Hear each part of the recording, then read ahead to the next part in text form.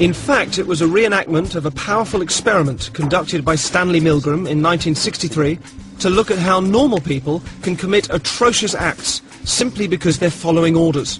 Milgram's parents were Jewish refugees in World War II, and his pioneering work speaks volumes about the nature of responsibility. It's being filmed with covert cameras. Thank you. Come in. They're introduced to an actor pretending to be another participant. You didn't come from the same room? No. Yeah, you don't know each other, so... No. We don't actually know how punishment affects learning. After a brief introduction, our subjects are tricked into thinking they've chosen their role as teachers in the experiment. And if you could just tell me what your positions are? Learner. Learner and teacher. Learner. Teacher.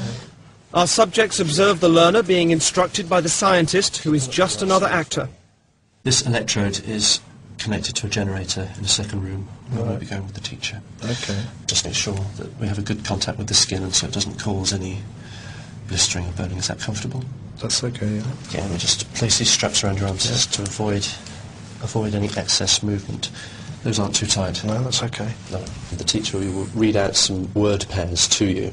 Blue girl. The learner is told he's going to be asked a series of memory questions by the teacher. He will have to word pairs and then correctly remember them when offered multiple choices. If the answer is incorrect, you will receive an electric shock. The teacher is then taken next door and shown the generator, which ranges from 15 volts all the way up to a lethal 450 volts. The domestic electricity supply in the UK is, of course, 240 volts. Our teachers are given the list of questions and told to increase the voltage each time the learner gets a question wrong. They are then given an example of a low-voltage shock. And try and estimate in volts the amount of shock you feel you're getting. Okay. Oh, shit. Do you know how much that was? Enough. 75. It was actually 45. Oh my God. Teacher, begin. Shoe horn. Steam. The point of this test is to see whether the teachers, our subjects, will call a stop to the experiment or continue to the point where they are administering seemingly lethal electric shocks to the victim simply because the scientist is telling them to. That's correct. The next word is bicycle. The options: tyre, race, helmet, shorts. That's incorrect, so there'll be 120 volts.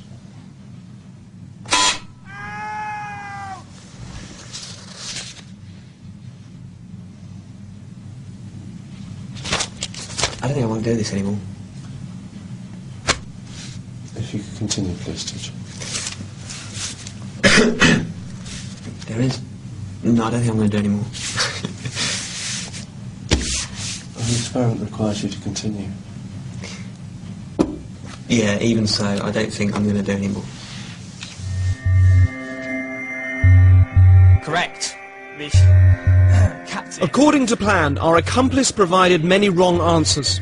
Each protest was coordinated to a particular shock voltage on the generator, and his responses were played via a CD. That's wrong. 150 volts.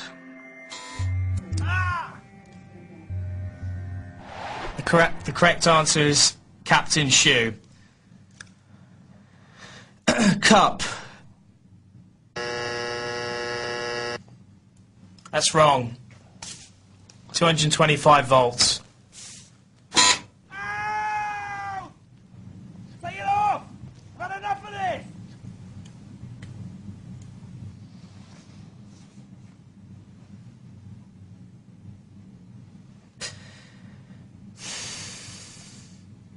He's in a lot of pain. Continue, please.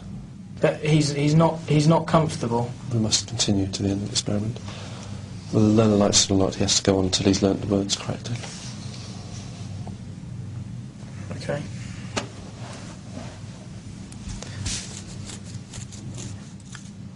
Forest. That's wrong. 240 volts.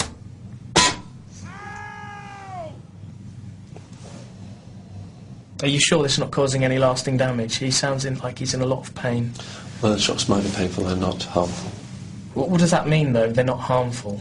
Sorry, I'm not getting you. When you say that they might be painful but not harmful. They cause no long-term damage. Okay, so what does that mean? That it doesn't leave any scars? It causes no damage. That seems very cold and calculated to me. This doesn't seem like a very... Anyway. Golden.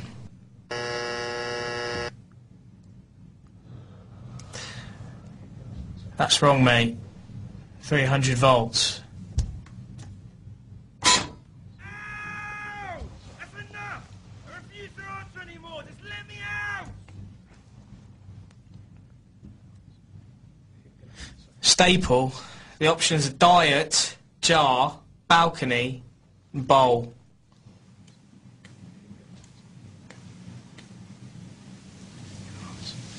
Who's going to answer?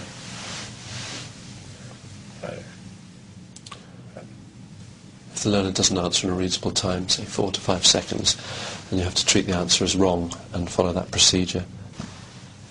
Did you hear that, learner? Just any response, mate. Come on. Wild guess. Please continue. 345 volts if you're still with me. I'm sorry. I can't do this, honestly. Can we stop this experiment? Because I can't do this. If you don't continue, we'll have to discontinue the experiment. Yeah, okay, fine. That's fine. I'm not going to do this. Incorrect. 405 volts.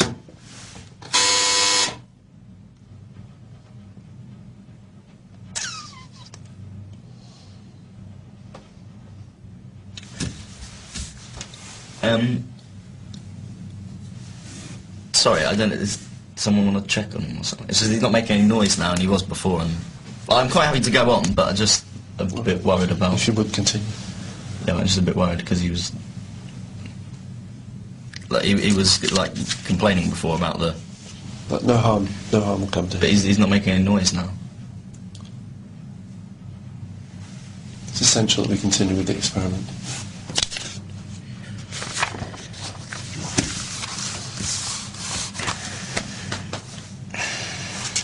Balcony. Incorrect. 450 volts.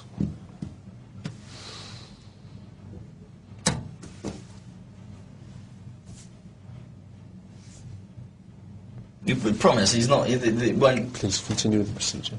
You say it hurts, but it's because it's like it says they're dangerous in a shot. It'll be all right. Yeah. Please continue.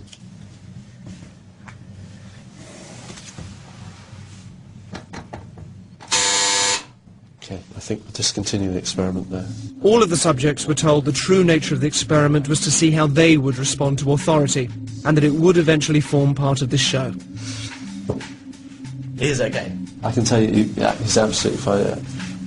You actually weren't administering electric shocks to him at all. He is.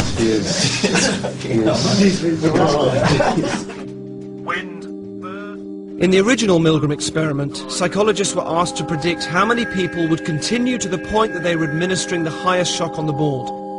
Their prediction was 1/10%. They were wrong.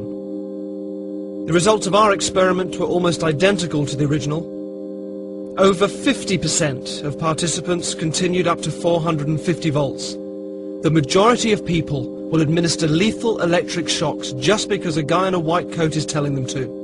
450 volts. 450 volts. 450 volts. 450.